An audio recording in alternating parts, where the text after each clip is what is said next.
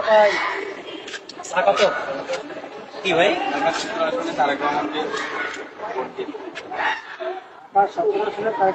বিএনপির তরফ থেকে আসছেন? আচ্ছা, তা আমি কি কিছু কথা বলতে পারি? আমার প্রশ্ন হচ্ছে, মানুষ বিএনপিকে কেন ভোট দিবে? কেন ভোট দিবে, কেন দিবে না? কেন দিবে না? আমার প্রশ্ন কেন দিবে? ও, মানে আপনি আমাকে পাল্টা প্রশ্ন করলেন। আচ্ছা, কেন দিবে না? বিএনপির সর্বশেষ ক্ষমতা ছিল 2001 থেকে 5 পর্যন্ত। ওই সময় আমরা দেখেছি এই দেশটা, এই বাংলাদেশ পরপর 5 বার দুর্নীতিতে চ্যাম্পিয়ন হয়েছে। এই যে আপনাদের নেতা তারেক রহমান, উনি খাম্বার ব্যবসা করলো, না নাম হয়েছিল খাম্বা তারেক।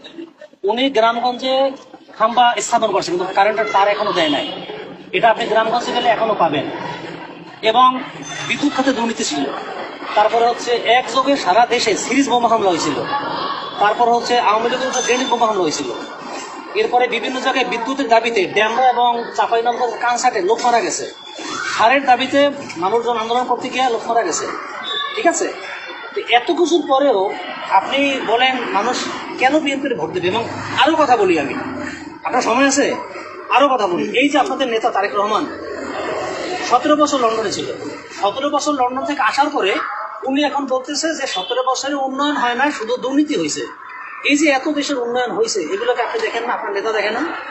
এবং আপনার নেতা যেদিন আসছে, সেদিন আপনার নেতা বলছিল যে বাংলাদেশ চেঞ্জ হয়েছে। সে নিজেই তো বলতেছে চেঞ্জ হয়েছে, তাহলে সে আবার কিভাবে বলে 17 বছর উন্নয়ন হয় না?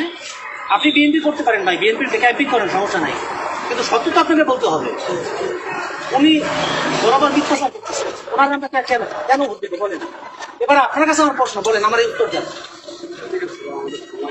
কি সময় নেই? শোনেন ভাই, শোনেন, আমার উত্তর দিয়ে দেন ভাই, উত্তর দিয়ে দেন।